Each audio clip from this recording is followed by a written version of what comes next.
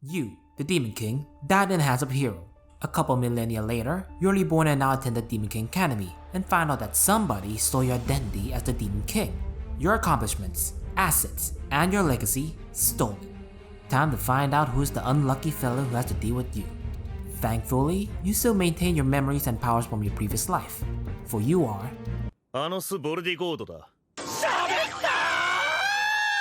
Alright, I've gotta say he's also 1 month old. Kids sure grow up fast these days.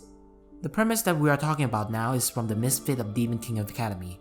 For some of you who have watched the first season that aired a few years ago, you might be watching its second season that's airing as of now. For those who don't know about this anime, it's pretty much a power fantasy that sometimes makes you feel sorry for Anos' adversaries. If you don't know what's a power fantasy, it simply involves overpowered protagonists that flexes their powers while making their enemies wet themselves or die. Their power levels tend to start off way higher than the average person, and skyrockets later on to become one of the strongest beings in the story.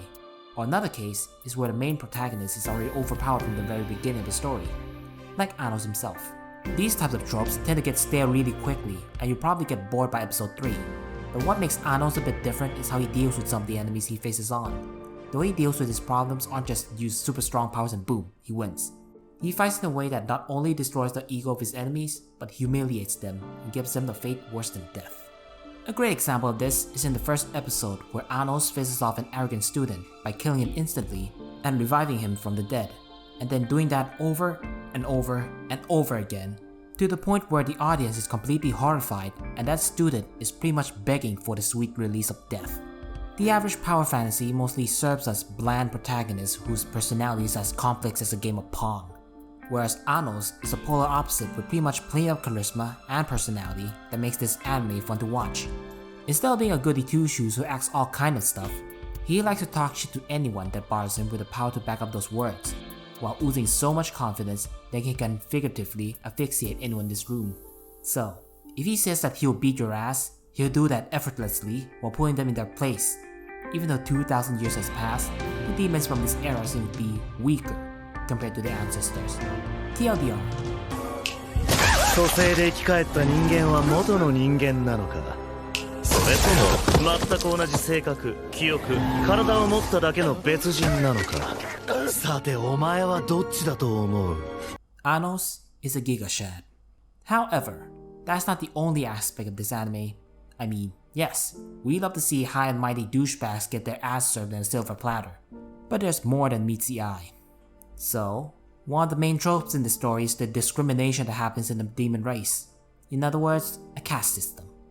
Mainly, anyone who aren't pure-blooded demons are of a lower class, aka commoners, whereas pure-blooded demons are part of royalty. This causes a schism between the demon hybrids and the pure demons in the area. For example, Anos himself is reborn as a half-demon.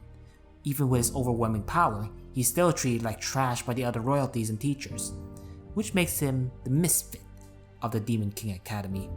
Furthermore, if the royalty were to be threatened by any potentially powerful half-demons, they'll try to dispatch them to maintain their supremacy. The main plot is not only to find out who impersonated him, but also clean up the mess that his descendants have made during the past 2,000 years. I mean, Anos chose to get himself killed by the hero canon to attain peace for the human and demon race. Now everything he has done seems to be for naught. Hell, even his underlings that are known as the Elder Demon Emperors are all brainwashed. As unfortunate as it sounds, something like this actually sounds realistic to a certain extent. I mean, 2,000 years is a very long period of time, and several things can happen during that time. Sometimes all the things that you have accomplished and made can be toppled down by a single action, and that can cause a domino effect. From world peace can lead to discrimination and prejudice. With actions made by Anos, there should be at least few individuals who either don't see the same as him or misinterpreted his actions. As entertaining as this anime can be, the only thing that's actually entertaining here is Anos himself. I mean, sure, he's the protagonist of the story as the most powerful person here, but the other characters seem to be bland in comparison to Anos. I mean, sure, you got a Tsundere, Dandere, and our main bro, but they don't stand out as much compared to Anos. Hell, even the antagonists are as generic as they go. The only personality they all have are arrogant assholes. The people who's close to being entertaining as Anos are apparently Anos' parents themselves. They seem so cheerful and supportive for the kid. even if he grew to adolescence at the age of 1 month by using magic. All in all, the plot's decent, but not the best out there. However, Anos manages to carry the entire anime by being himself and dealing with all the cannon fodder that call themselves purebred demons and such. If you don't mind watching an anime with some imperfections, then try watching the Misfit of Demon King Academy. As of now, you might get to catch up with the second season as well.